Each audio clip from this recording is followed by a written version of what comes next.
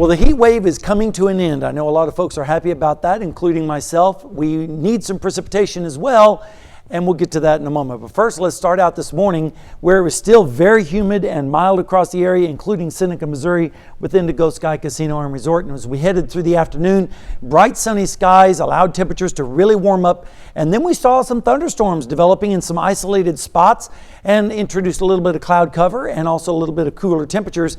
But we still made it up to 101 in Joplin today after starting out at 76, which of course was way above the normals of 89 and 67. In fact, we tied the record back in 1983 of 101 degrees, and of course we're still way behind on the rainfall. Speaking of rainfall, radar is pretty clear over our immediate area, but notice out to the west we have a complex of storms developing in north central and central Kansas, and this is slowly moving in our direction, and that is good news. We definitely need the rainfall to help us cool us off as well as alleviate the drought just a little bit. Temperatures right now are still very mild. 85 in Carthage, 83 in Nevada, as well as Iola, 83 in Veneta, 79 rain-cool degrees down in Jay though. But look at these dew points. This has been the story the entire heat wave. With these dew points in the mid to upper 70s and lower 80s, it made it feel so much more worse out there. Right now we're still seeing dew points in the mid to upper 70s, which of course is the soupy category on our dew point tracker. And as a result also, the heat indexes are still very high. Still feels like 91 in Nowata, 92 in Yates Center, 89 in Stockton, and 94 is what it feels like right now in Commerce. Now tomorrow, the heat's going to be back again, but not as far as temperatures go, but in what it feels like.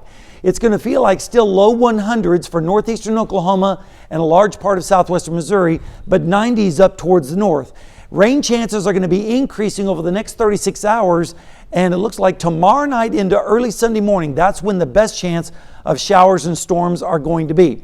Rainfall amounts, unfortunately, are going to be light with this particular system. Maybe an isolated area will get a heavier storm or two, but most folks will get just very little precipitation with this system.